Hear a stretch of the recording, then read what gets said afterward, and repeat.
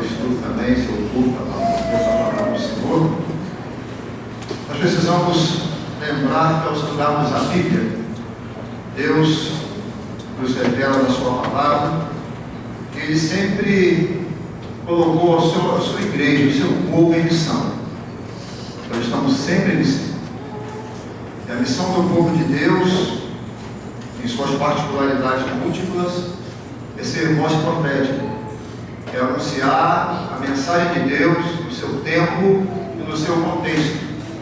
A igreja precisa ser relevante como voz de Deus para os problemas atuais, no contexto da sociedade onde ela está inserida.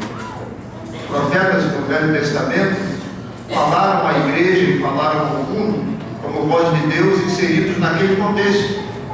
Isaías, por exemplo, quando falou a Israel, falou ao povo para que ele não fizesse aliança com outros povos no sentido de conseguir segurança. E dessa forma, o povo, ao fazer isso, ao se aliançar com outros povos, estava se divorciando de uma comunhão com Deus e vivendo práticas e costumes que não eram do Senhor. Cada profeta pregou uma mensagem relevante no seu tempo, no seu contexto. Quando nós olhamos o Novo Testamento, nós vemos Paulo escrevendo às igrejas, e cada igreja no seu contexto, na sua cultura, e Paulo também ensinando a igreja a conviver com aquelas adversidades e também a continuar uma vida em comunhão íntima com o Senhor e não abrindo mão disso. Deus tem falado conosco nesses dias a respeito da sua palavra, com os temas tão atuais que nós estamos vivendo, com a nossa cotidianidade. Por isso nós entendemos que como igreja nós precisamos continuar a ser sal da terra e como voz profética nos dias de hoje. Sendo assim, eu quero convidar você a ouvirmos Deus falar conosco da sua palavra a respeito de um tema tão profundo que tem hoje trago a nós uma preocupação imensa.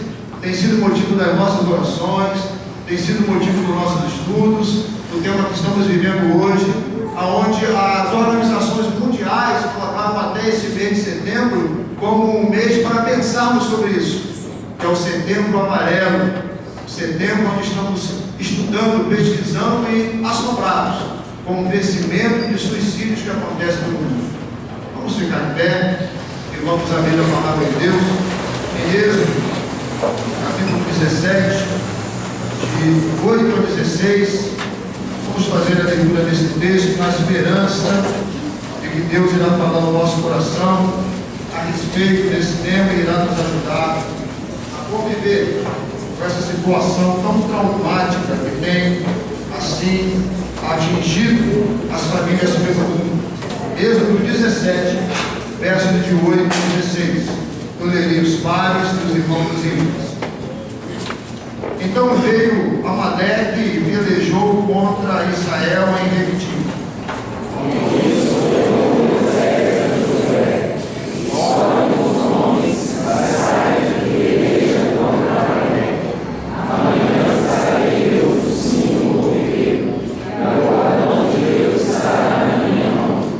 Fez Josué como Moisés dissera e pelejou contra Amaleque. Moisés, porém, Arão e Hur subiram ao cimo do outeiro. Quando Moisés levantava a mão, Israel prevalecia. Quando, porém, ele abaixava a mão, prevalecia Amaleque.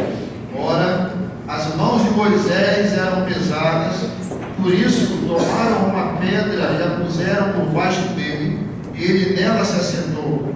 Arão e Hur sustentavam-lhe as mãos, um de um lado e o outro do outro. Assim que ficaram as mãos firmes até ao pôr do sol. Josué desbaratou Amaleque e a seu povo a fio de espada. Então disse o Senhor a Moisés: escreve isto para a memória do livro e repete-o a Josué, porque eu hei de riscar totalmente a memória de Amaleque e debaixo do céu. E Moisés edificou o altar e lhe chamou: O Senhor é a minha bandeira. E disse: porquanto o Senhor jurou, haverá guerra do Senhor contra Amaleque de geração em geração. Amém. Vamos mais uma vez curvar as frontes e quebrantamento e dependência de Deus. Vamos fazer essa oração. Senhor, nós cremos que Tu és o Deus do universo, Senhor sobre tudo e sobre todos. Sua palavra nos revela que o Senhor amou o mundo, que o Senhor ama os homens, coroa da criação. O Senhor não nos abandonou, o Senhor cuida de nós. E cremos, ó Deus, que através da palavra revelada do Senhor, podemos encontrar auxílio, condução, podemos encontrar resposta, orientação para os dias tão difíceis que estamos vivendo. Temos ouvido a voz do Senhor através dos seus profetas, através da igreja, e nesta noite cremos que pela Tua graça, e somente pela Tua graça, mais uma vez o Senhor há de falar ao nosso coração. Assim oramos, assim cremos e assim já te agradecemos, em nome de Cristo Jesus. Amém. Amém. Você sentar, queridos irmãos. O nome dele é Moshe, tradicionalmente traduzido para nós como tirado das águas. A sobrevivência de Moisés, ainda infante, foi um milagre. Ele é reconhecido como um grande líder religioso, talvez o maior líder que os hebreus já tiveram, primeiro juiz de Israel, legislador, profeta e autor da Torá. Um dos profetas mais importantes do judaísmo, do cristianismo, igualmente reconhecido pelo islamismo, assim como muitas outras religiões. Foi o grande instrumento de Deus para libertar os hebreus. A Bíblia o denomina em Números 12:3 como o homem mais humilde que havia sobre a face da terra. Deus realizou diversos milagres através de Moisés. Libertou o povo de Israel da escravidão no Egito, enviou os 10 pragas para envergonhar e destronar os deuses do Egito, instituiu a Páscoa judaica, guiou o seu povo, o povo de Deus, através de um êxodo pelo deserto, 40 anos, que se iniciou através da famosa passagem que Deus abre o mar vermelho e Moisés então atravessa com o povo com os pés escuros. Ainda segundo a Bíblia, recebeu no alto do Monte Sinai as tábuas da lei. Deus lhe enviou os 10 mandamentos. Moisés é quem recebe a ordem de Deus para a construção do tabernáculo. No cristianismo, Moisés prefigura o Moisés maior, ou seja, Moisés é a prefigura de Jesus, o Messias. O relato do êxodo de Israel sob a liderança de Moisés prefigura a libertação da escravidão do pecado, passando assim em Cristo os cristãos a usufruir da liberdade gloriosa que pertence aos filhos de Deus. Moisés gozou de privilégios únicos, pois o texto de Deuteronômio 34:10 está escrito que somente ele foi aquele com quem Deus conversou face a face. Moisés é mencionado mais vezes no Novo Testamento do que qualquer outro personagem no Antigo Testamento. Jesus e seus discípulos subiram ao alta montanha. Jesus estava ali com Simão, Pedro, João e Tiago, e lá experimentaram a transfiguração. E quando o rosto de Jesus e o corpo de Jesus começou a brilhar com aquela glória, ao seu lado apareceram também 2 homens, um Elias e o outro Moisés. No livro de Judas, no verso 9, está escrito que o arcanjo Miguel contendia com o diabo, disputando a respeito do corpo de Moisés. E ali, então, arcanjo Miguel não ousou pronunciar juízo de maldição contra Satanás, apenas disse: o Senhor te repreenda. Significa dizer, nesse texto de Judas, no verso 9, que o diabo queria o corpo de Moisés para transformar o corpo de Moisés num grande monumento de adoração. Mas até hoje nós não sabemos o paradeiro dos restos mortais de Moisés, pois Deus assim quis para que Moisés não fosse um objeto de adoração. Percebemos aqui, irmãos, a importância de Moisés para a história bíblica, para a história de Israel. Mas nós acabamos de ler um texto que fala sobre Moisés. Ele está enfrentando um dos seus grandes inimigos. Moisés tem um legado de ter sido um homem com muitos predicados, com muitos favores de Deus, mas agora ele está lutando, ele está guerreando contra um inimigo diferenciado. Ele está lutando e guerreando contra os amalequitas. Eu quero que você agora abra sua Bíblia em Deuteronômio 25, 17 a 19, para percebermos quem era esse povo, esse inimigo tão diferenciado ao qual Moisés está enfrentando. Deuteronômio 25, 17 a 19. Lembra-te do que te fez Amaleque no caminho quanto saías do Egito, como te veio ao encontro no caminho e te atacou na retaguarda, todos os desfalecidos que iam após ti, quando estavam abatido e afatigado, e não temeu a Deus. Quando, pois, o Senhor teu Deus te houver dado sossego de todos os teus inimigos em redor, na terra que o Senhor teu Deus te dá por herança, para que a possuíres, apagarás a memória de Amaleque de debaixo do céu, não te esqueças. Esse é o inimigo que Moisés e o povo está enfrentando. Esse inimigo, Amaleque, era neto de Esaú, irmão de Jacó, e desde que Jacó roubou o direito de primogenitura de Esaú, os dois não conseguiram viver plenamente bem um com o outro, e isso se arrastou de geração em geração. Deus lembrou aos israelitas que quando eles saíram do Egito, eles tinham uma postura, uma condição. Eles estavam cansados, eles estavam exaustos, eles estavam fatigados, eles estavam em momento de fraqueza, e exatamente neste momento os amalequitas investiram contra eles, fazendo muitos mortos, os idosos, as mulheres, as crianças, os doentes, os mais fracos, os abatidos, os enfraquecidos, foram esses que foram alcançados por esse inimigo terrível, chamado os amalequitas.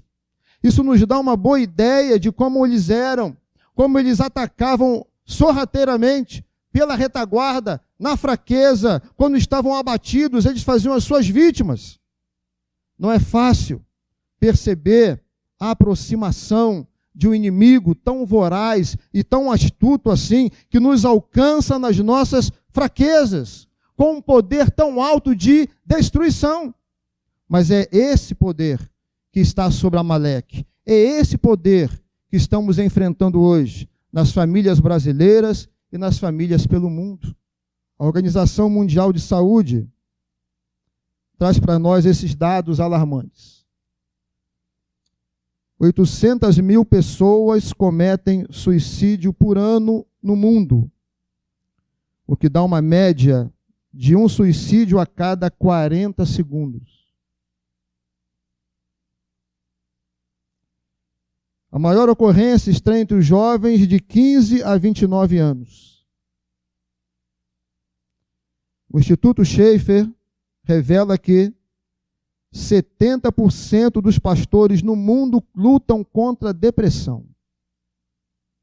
De cada 10 pastores, 7 lutam contra a depressão.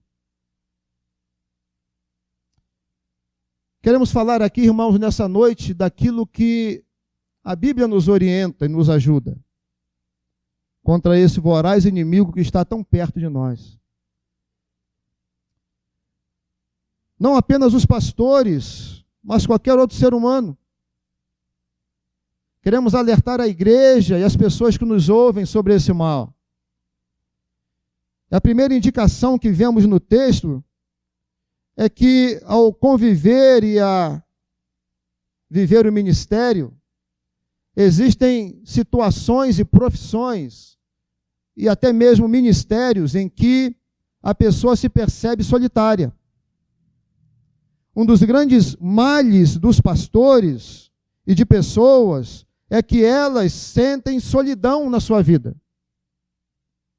É raro encontrar um pastor ou um crente ou uma pessoa que tenha um amigo ou mais amigos, em que ele possa ou ela possa abrir o coração. Convidar as pessoas para orar por situações particulares. É raro encontrar pessoas que tenham amigos, o qual possam abrir o seu coração.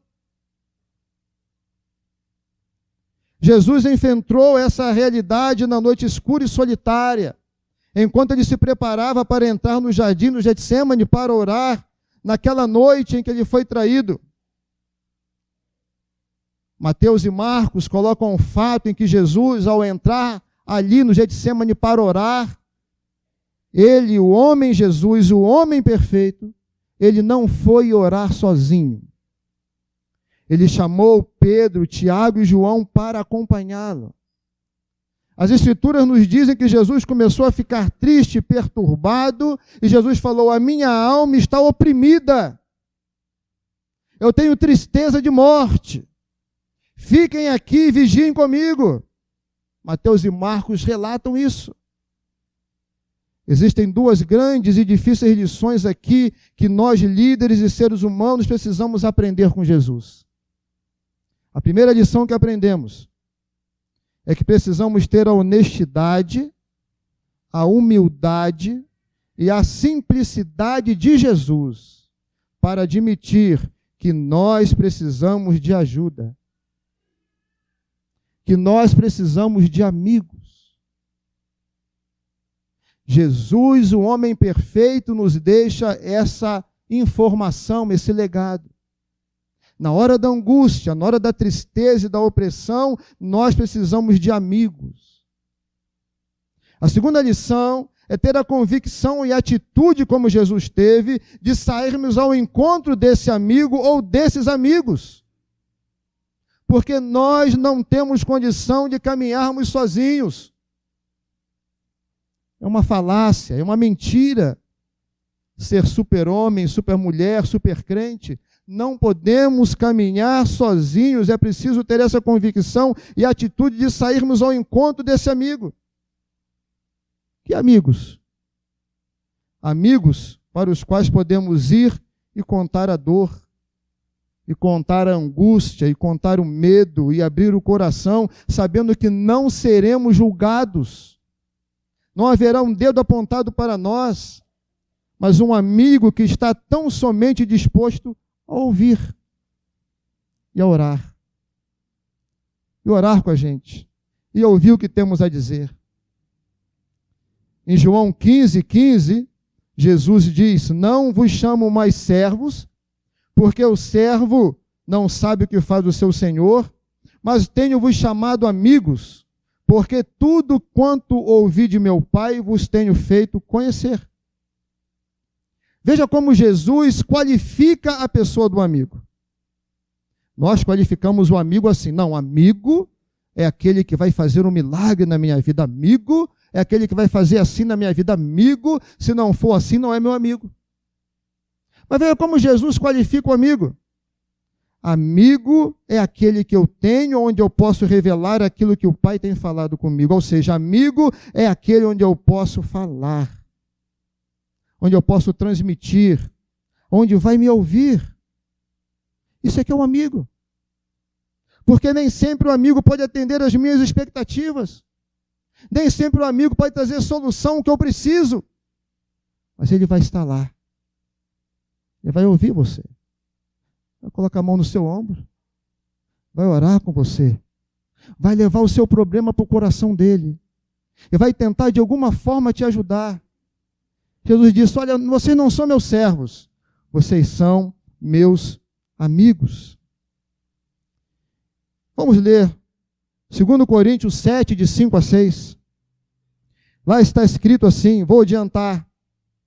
Paulo dizendo em Coríntios, 2 Coríntios 7, de 5 a 6. Porque mesmo quando chegamos à Macedônia, a nossa carne não teve repouso algum. Antes, em tudo, fomos atribulados, por fora combates, temores por dentro, mas Deus, que consola os abatidos, nos consolou com a vinda de Tito. Paulo está dizendo Havia temores, lutas por fora, havia tribulação por dentro, algo estava queimando aqui dentro, eu estava abatido, desolado, precisava ser confortado e consolado. Como isso aconteceu? Veio um anjo do céu? Não.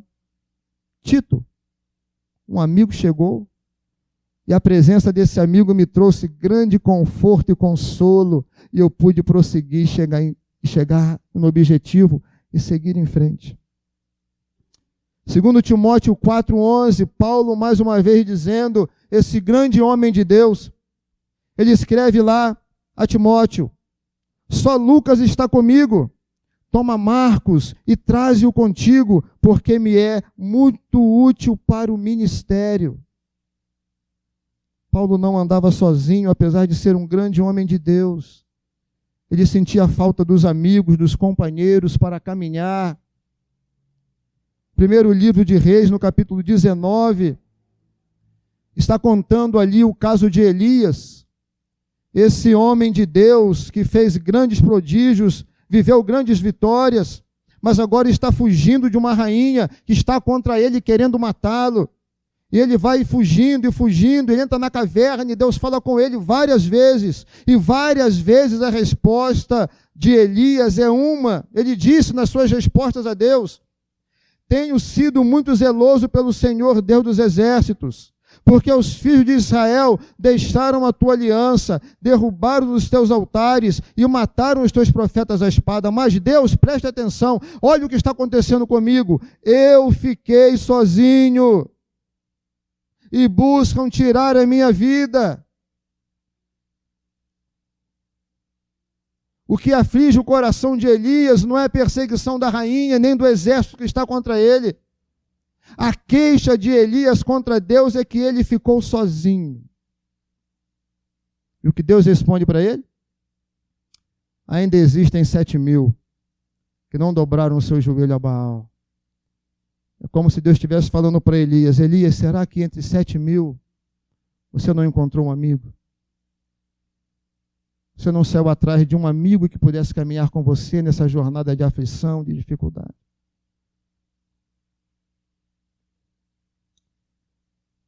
Tive o privilégio de pastorear uma igreja e conhecer uma irmã maravilhosa. Uma senhorinha daquelas que dá vontade de você levar para casa. Tão doce, tão especial, como temos na nossa igreja. E um dia, visitando essa senhora, conversando com ela, ela disse, pastor, vou contar como aconteceu a minha conversão. Ela disse que estava sofrendo uma angústia interior muito grande. A família não lhe dava atenção, os filhos não acompanhavam, ela estava só. E ela disse, eu sei que no meu bairro tem uma igreja, eu vou nessa igreja porque dizem que Deus ama a gente, que Jesus ama. Eu vou nessa igreja para descobrir se realmente Jesus me ama. Ela foi na igreja, entrou, sentou, participou dos louvores, ouviu a pregação, nada. Ela disse, eu vou voltar para casa porque entrei na igreja como um fantasma, sairei como um fantasma, Deus não me ama. E quando ela levantou do seu banco e caminhou para a saída, uma irmã se levantou e disse, senhora, e ela, comigo sou eu? Sim, a senhora não pode sair daqui dessa forma, não pode sair daqui assim. Jesus mandou eu te dar um abraço. Um abraço. Um abraço em nome de Jesus. E aquela irmã disse, Jesus me ama. Eu estava pensando em voltar agora para o meu prédio e saltar. Meu pensamento era tirar a minha vida hoje, mas descobri que Jesus me ama. Um abraço dado em nome de Jesus. Um amigo para ouvir, para abraçar. Alguém que pode caminhar conosco. Faz toda a diferença para lutarmos contra esse voraz inimigo que está hoje perto de nós.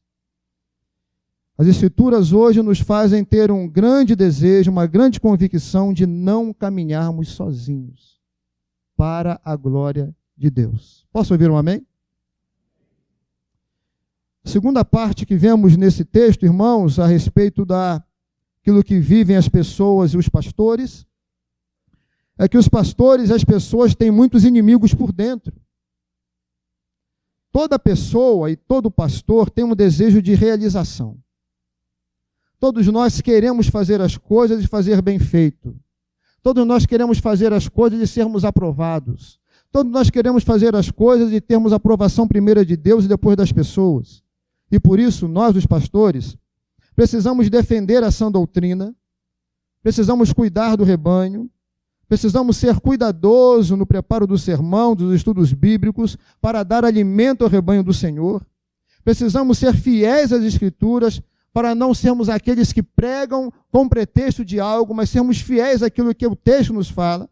Precisamos ser bons conselheiros, zelosos na administração da igreja, há tantos cuidados por dentro, que isso vai tomando, consumindo a cada um de nós, nos nossos afazeres, na nossa profissão, mas também no ministério pastoral. Às vezes perdemos noites de sono, às vezes dormimos mal, preocupados com o bom andamento da casa do Senhor, com a igreja, com o rebanho do Senhor. Mas também exige inimigos por fora. Percebemos que há uma exigência do mercado religioso institucional. Percebemos que precisamos dar resposta a esse mercado religioso. Às vezes somos cobrados com cobranças exacerbadas. Graças a Deus, a nossa igreja não tem esse instinto, não tem essa postura. Mas há pastores que estão em igrejas que há uma cobrança exacerbada em tudo que o pastor precisa fazer. Isso oprime o pastor. Isso rebaixa o pastor. Muitas vezes a pessoa não entende que o pastor precisa ser ele mesmo. Cada pastor é um, cada um tem a sua identidade. E muitas vezes queremos formatar o nosso pastor até aquela figura. Se ele não falar desse jeito, se ele não for um Augusto Nicodemos, se ele não se vestir daquela forma, se ele não me der um abraço, se ele não fizer isso, não é o nosso pastor. E tira do pastor a sua identidade, a sua personalidade. Exigimos cada vez mais, igrejas fazem que o pastor deve se sacrificar cada dia mais. Quem sabe, meus irmãos, muitos desses nomes que foram colocados aqui não experimentaram isso nas suas igrejas. Muitos de nós, como seres humanos e pastores também, precisamos ter o cuidado com o descanso, com a saúde, com o tempo com a família. E nós pregamos isso, falamos isso para a igreja, viva dessa forma, e às vezes o pastor não vive dessa maneira. Fiz parte no Rio de Janeiro do MAP, que era o Ministério para Cuidado com os Pastores. E lá ouvi o testemunho de um pastor muito corajoso. Um casal chegou para o pastor e disse: pastor, aqui está o nosso convite de casamento. Já está tudo arrumado. Salão de festas, buffet, todo o programa, os convites, tudo com a data, está aqui nas suas mãos. É o Senhor que vai fazer o casamento. Queremos que seja o Senhor, não pode ser outro, pastor. Ótimo, deixa eu olhar o convite. Olhou o convite e viu a data e disse: infelizmente eu não posso. Nessa data eu tenho um compromisso. Mas pastor, já está tudo pago, tudo preparado. Infelizmente eu não posso. Ok, pastor. Vamos mudar tudo, vamos pagar tudo de novo. Vê a data que o senhor pode. Essa data que eu posso. Ótimo, pastor. Muito obrigado. Saiu o casal. Um dia, passeando no shopping da cidade, o casal, lindo e maravilhoso, de mãozinhas dadas, passeando no shopping, encontra um pastor com a sua família. Olha um calendário: pastor, essa data é que marcamos o nosso casamento, o senhor disse que não podia. Tinha um compromisso. O que é isso, pastor? Você está no shopping. O pastor corajoso disse: mas esse era o meu compromisso, que eu não poderia adiar. Eu também tenho família. Eu estou com a minha família. E esse dia era para a minha família. Eu não pude adiar. Pastor e qualquer pessoa precisa de orçamento familiar, que lhe dê o mínimo de dignidade para viver, como qualquer pessoa. A família do pastor muitas vezes é alvo de ataques. como se todo ser humano pudesse olhar para a família do pastor como se fossem pessoas com uma argolinha de santo na cabeça, que fossem anjos na igreja. O filho de pastor é como qualquer jovem da igreja, seja ele criança, seja ele adolescente ou jovem, ele deve ser tratado e visto como qualquer outro jovem da igreja. Não façamos cobranças exacerbadas sobre a família do pastor, isso vai oprimir a sua família. Precisamos, irmãos, estar atentos a todos esses fatores, se nós queremos ser pessoas, igrejas e ministros de Deus vitoriosos nesse tempo em que temos vivido contra esse grande inimigo. O texto nos apresenta uma maravilhosa orientação para fazermos à frente essa batalha que estamos vivendo hoje contra a questão do suicídio. Antes de sair de casa, irmãos, olhei o celular e lá estava uma mensagem: Pastor Roberto, precisamos que o Senhor venha na nossa igreja nesse dia, porque estamos aqui fazendo uma conferência sobre o suicídio e precisamos de um pastor aqui para fazer um plantão para atender as pessoas e orientá-las. Irmãos, essa é a real situação. Essa é a vivência que estamos hoje diante desse inimigo voraz que tem chegado tão perto de nós. Mas aqui, ao olharmos o texto mais uma vez, vamos observar algumas decisões práticas que ali aconteceram para que o povo e a liderança pudessem vencer esse inimigo. Vamos voltar. Estamos com a Bíblia aberta em Êxodo 17. Continue com a sua Bíblia aberta. Vamos voltar lá e observar essas ações práticas para vencermos esse voraz inimigo que se levanta contra nós. Ao olharmos o texto, vamos ver que lá estava os inimigos do povo de Deus, os amalequitas, e lá, diante dos inimigos, houve uma ação daqueles que se responsabilizam pelo povo de Deus como liderança. Ali, Josué usava as suas mãos no campo de batalha para guerrear, para defender aqueles que do povo eram fracos e abatidos, para poder lutar e guerrear contra os amalequitas. Mas enquanto as mãos de Josué estavam no front de batalha, as mãos de Moisés no cume do monte estavam levantadas aos céus. Você percebe que a liderança do povo de Deus estava também batalhando as batalhas do povo, em lugares diferentes. Josué está junto com o povo, pelejando com o povo e pelo povo. Moisés está no alto do monte com as mãos levantadas, guerreando pelo povo e com o povo. E quando o povo olha a sua liderança, e quando o povo percebe que os seus líderes estão guerreando com eles e por eles, o que há no coração do povo em relação aos seus líderes? Quando você percebe que os líderes da igreja estão guerreando com você e por você, o que há no seu coração?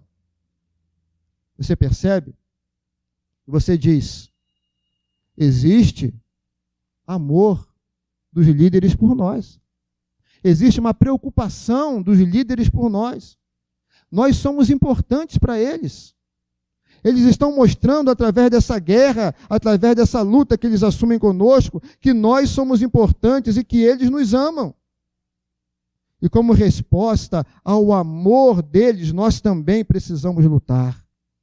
Nós não vamos nos entregar, porque tem gente que se importa conosco, tem gente que luta com a gente, então nós vamos lutar também por conta desse amor. Irmãos, e na verdade, não há como vencermos as batalhas desse dia a dia, do nosso cotidiano, se não for pela força do amor. O amor é a maior fonte de vida para vencermos as batalhas do nosso dia a dia, seja no meio eclesiástico, seja na família, onde quer que estamos, o amor sempre nos impulsiona a grandes vitórias.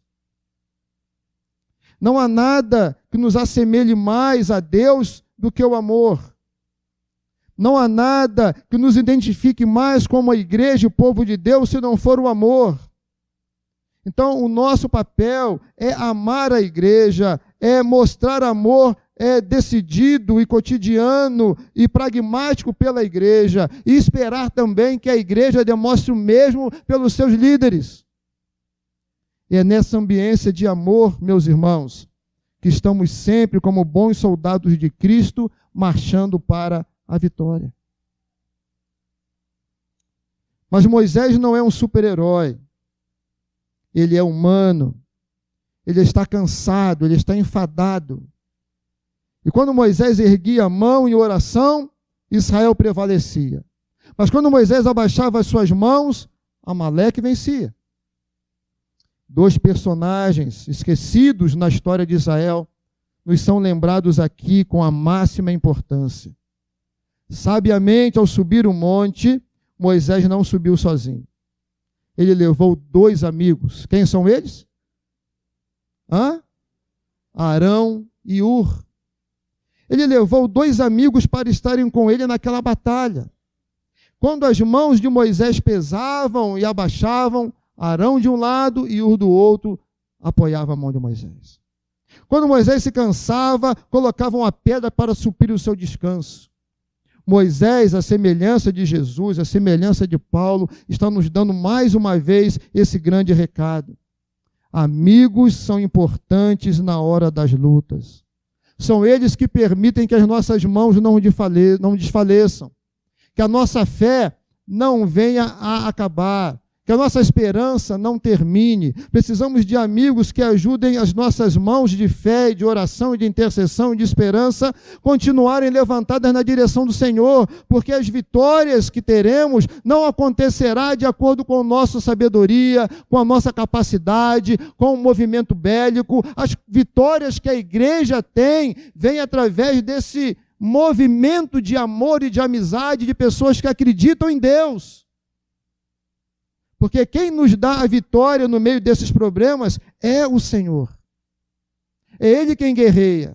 Se as mãos desfalecem, não temos vitória. Mas se continuamos unidos, crendo e com os olhos voltados para o Senhor, a vitória é nossa pelo sangue de Jesus.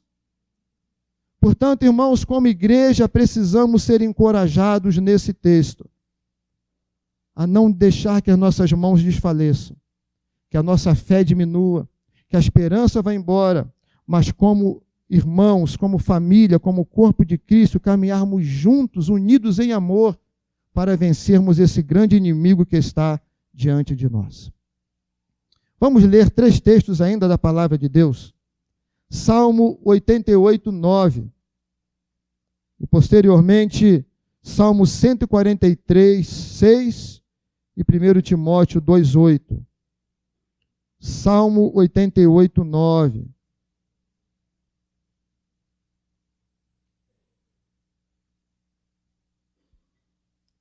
Os meus olhos desfalecem de aflição, dia após dia, venho clamando a ti, Senhor, e te levanto as minhas mãos. Salmo 143, 6.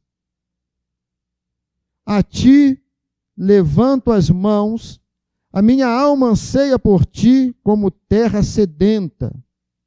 1 Timóteo 2, 8.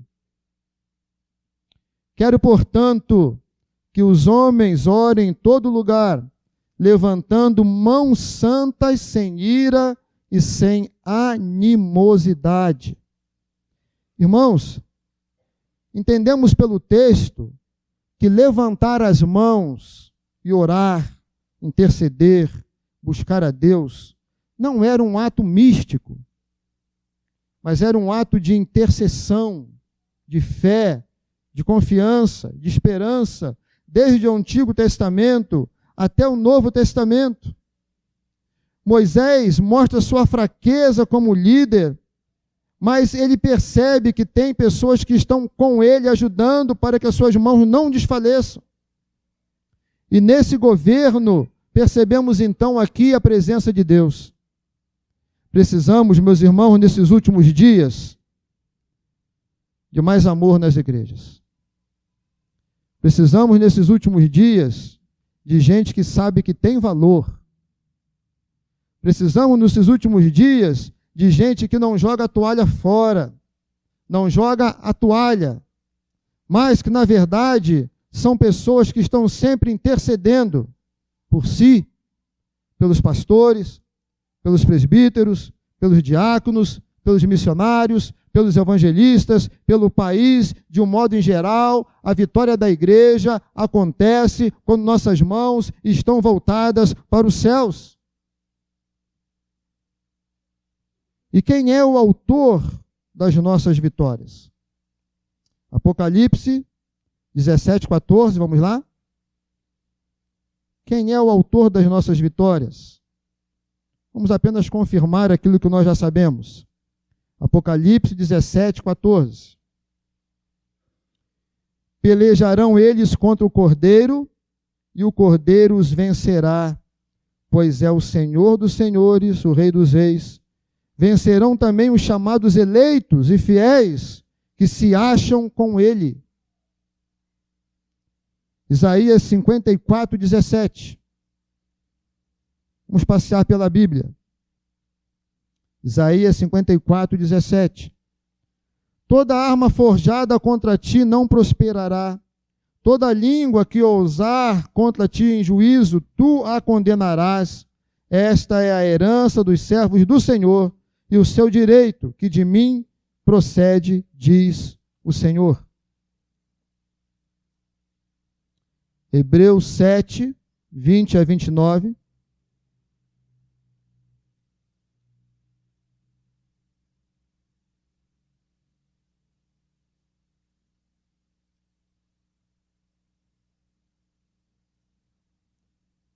Hebreus 7, 20-25. E visto que não é sem prestar juramento, porque aqueles sem juramento são feitos sacerdotes, mas este com juramento por aquele que lhe disse: o Senhor jurou e não se arrependerá, tu és sacerdote para sempre. Por isso mesmo Jesus se tem tornado fiador de superior aliança. Ora, aqueles são feitos sacerdotes em maior número porque são impedidos pela morte de continuar. Este, no entanto, porque continua para sempre, tem o seu sacerdócio imutável. Por isso também pode salvar totalmente os que por ele se chegam a Deus, vivendo sempre para interceder por eles. Jesus é o nosso sacerdote que sempre intercede por nós. Finalizando, irmãos, Apocalipse, capítulo 1, versículo 20.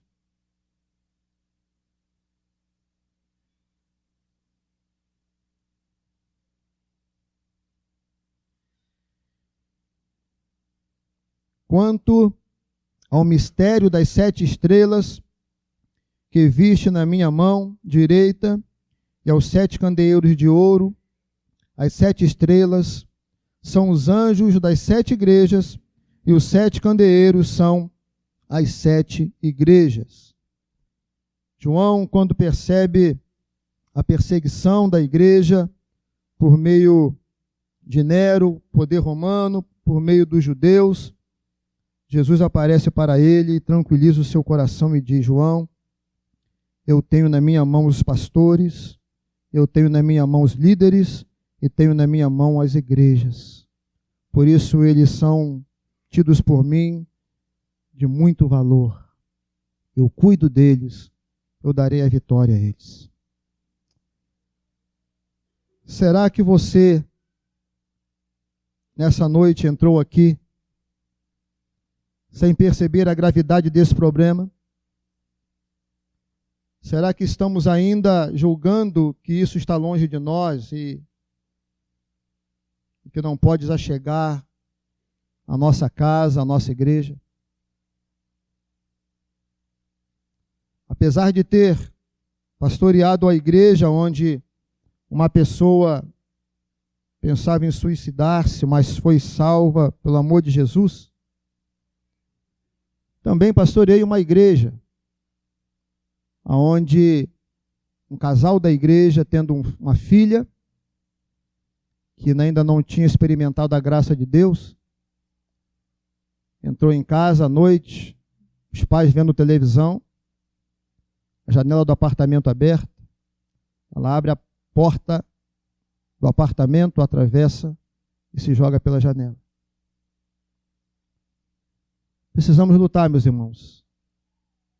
E o Senhor diz: na sua palavra, toda orientação para sermos mais do que vencedores em Cristo Jesus. Vamos nos apropriar hoje da mensagem de Deus. Vamos tomar as medidas necessárias para que possamos realmente viver a vida que Ele nos dá. Ele disse à mulher que estava no poço que aquele que crer nele, aquele que andar com Ele, águas vivas iriam fluir do seu interior. E essa pessoa nunca poderia ser tomada pelo suicídio. Vamos pensar nisso hoje e vamos levantar aqui um grande clamor ao Senhor. Vamos louvar a Deus? Vamos convidar os irmãos, ministros de louvor.